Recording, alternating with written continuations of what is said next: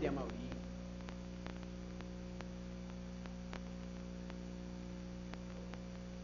Posso começar?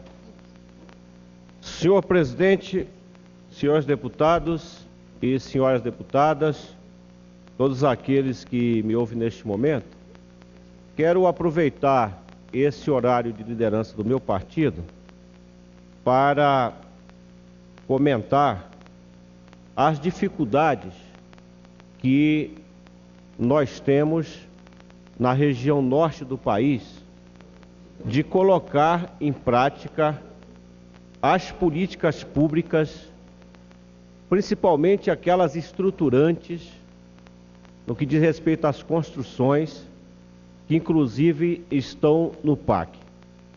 Eu, quando fui eleito em 2003, junto com o presidente Lula, vim para Brasília com o objetivo de fazer um trabalho junto ao governo federal para levar investimentos para aquele estado, para construir rodovias, para construir hospitais, construir universidades, construir as agências do INSS, do Banco do Brasil, da Caixa Econômica, dos Correios. E, senhor presidente, encontramos um clima favorável. Encontramos um governo que criou, por exemplo, o programa Luz para Todos, que criou o PAC. Chegamos a colocar grandes obras como o asfaltamento da BR-163 e a Transamazônica. As duas juntas, senhores deputados, elas somam 2.100 quilômetros de rodovias que estão sendo asfaltadas. Mas eu não pensei que seria tão difícil. Eu não pensei que nós enfrentaríamos tanta burocracia para colocar essas obras em prática. E vou citar o exemplo da rodovia Transamazônica, onde eu tenho me dedicado, eu tenho militado, junto ao Ministério do Transporte, junto ao DENIT, junto ao IBAMA e junto à FUNAI.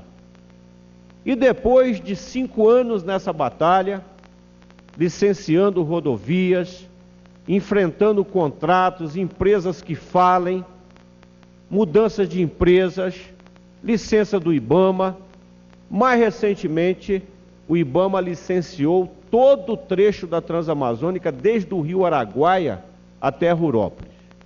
Mas esta rodovia, ela passa na beira de algumas áreas indígenas.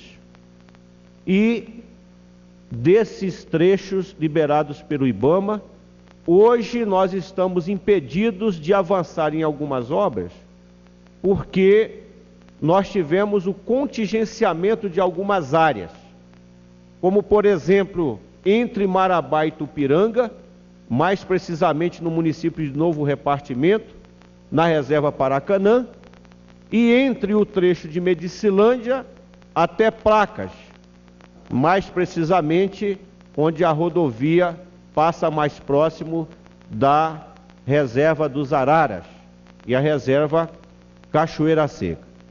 Interessante que durante essa semana conversei muito com o DENIT, com a FUNAI. É verdade que o DENIT atrasou no encaminhamento de algumas responsabilidades que deveria ter assumido, mas é verdade que também a FUNAI, a equipe de licenciamento da FUNAI, está deixando de levar em consideração o contexto que vive aquela região. A construção de Belo Monte, as condicionantes de Belo Monte que já estão levando muitos recursos para as comunidades indígenas. A demarcação das terras indígenas que tem acontecido naquela região. Então é inadmissível, é incompreensível que nós tenhamos uma empresa com um contrato que já vai fazer 4 anos e agora a empresa fica impedida de trabalhar num trecho de 35 quilômetros, 30 quilômetros, correndo o risco de precisar parar a obra, porque algumas exigências não foram colocadas em prática. Mas veja bem que exigências. Para se ter uma ideia, a FUNAI está querendo que o DENIT contrate uma empresa para molhar os 35 quilômetros da rodovia que passam frente à reserva Paracanã. Construir 17 quebra-molas, isso significa um quebra-mola a cada 2 quilômetros. Eu não sei se tem algum lugar no mundo, ou algum lugar no Brasil, que tem um trecho de 35 quilômetros com 17 quebra-mola. Nem na região metropolitana, em Belém, acontece isso. Ao longo da Transamazônica, as agrovilas que foram construídas no tempo do regime militar, presidente Médici, e as próprias cidades, que viveram esses mais de 30 anos na poeira, nunca tiveram nenhuma política pública para molhar nem a frente da cidade. Aliás, algumas cidades nem carro-pipas têm para molhar nem a própria cidade. E agora a FUNAI coloca essa condicionante, exigências que, na minha avaliação, são desnecessárias. Fazer cerca na beira da rodovia, aproximadamente 55 quilômetros de cerca, 35 na reserva Paracanã e 20 quilômetros na reserva dos Araras. E, naturalmente, que o DENIT atrasou nessas condicionantes, nos PBAs, foram ouvidas 24 comunidades indígenas, feitas audiências públicas, e o DENIT tem uma grande tarefa de contratar vários programas de governo para atender aqueles povos.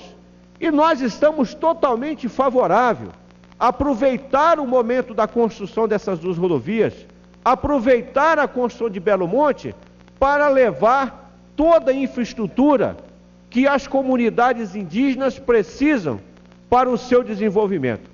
Mas tem me colocado de forma angustiante esta semana, junto ao Ministério do Planejamento, junto ao DENIT e junto à FUNAI, porque lá embaixo, lá na região, lá nos municípios, não tem ninguém que consiga compreender esta falta de capacidade, de entendimento, de assinatura de um termo de ajuste de conduta, para que as obras possam ir acontecendo como estão acontecendo.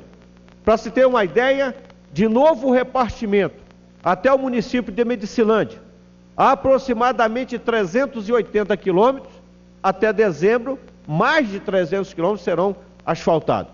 Isso com muito trabalho que a gente vem fazendo aqui em Brasília. Então, eu percebo que nós temos muitas dificuldades de implementar naquela região as obras que nós necessitamos. Agências do INSS, em Porto de Mós tem uma agência que tem 1 ano que está construída, e o INSS não consegue inaugurar essa obra, porque a empresa que precisa colocar energia no prédio não conseguiu até agora, porque uma hora falta projeto, uma hora falta uma outra coisa.